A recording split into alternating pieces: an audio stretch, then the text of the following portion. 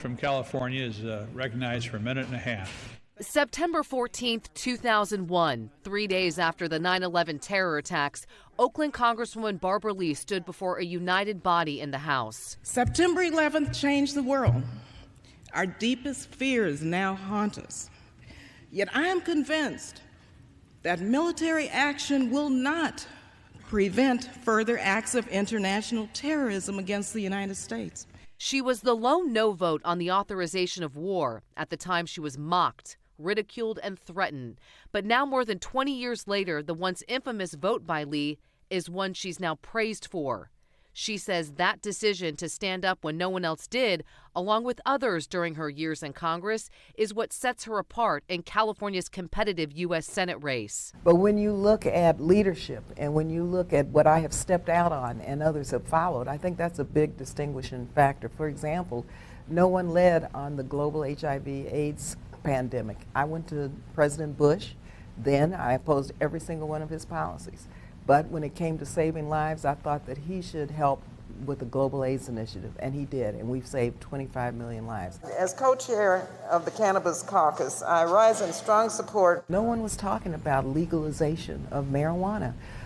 It's a criminal justice issue. When you look at black and brown people being disproportionately incarcerated behind marijuana charges, I stepped up and I put forth the Marijuana Justice Act. The 77-year-old is also proud of the work she's done in her district, as she told our Capitol reporter Eitan Wallace during a recent stop in San Leandro in the Bay Area to tour the Barbara Lee Center for Health and Wellness.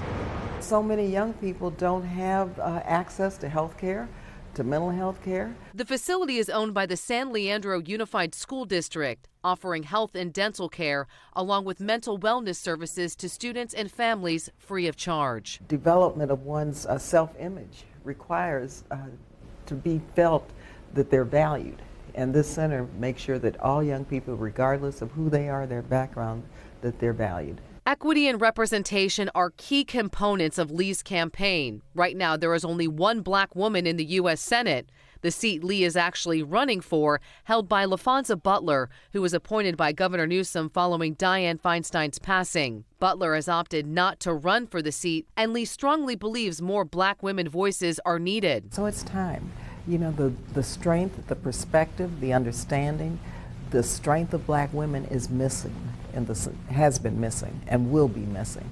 And so that's a big difference. The lens that I bring, having lived a life that so many here in California have lived, being a former welfare recipient, living paycheck to paycheck, raising two small kids with money for child care. Lee has consistently polled in third among her fellow Democratic colleagues, Congressman Adam Schiff and Congresswoman Katie Porter. And in our most recent Inside California Politics Emerson College poll, Lee came in fourth behind former LA Dodgers great Steve Garvey. Lee has also struggled to keep up with Schiff and Porter on the fundraising front, but she says it's not a fair assessment of her campaign. Don't compare me to Adam Schiff or Katie Porter, because I'm a black woman, progressive black woman. So I have to do this differently. When you look at the fact that Mayor Bass, $9 million. Her opponent, Mr. Caruso, $100 million. Guess who's mayor of Los Angeles? For Inside California Politics, I'm Nikki Lorenzo.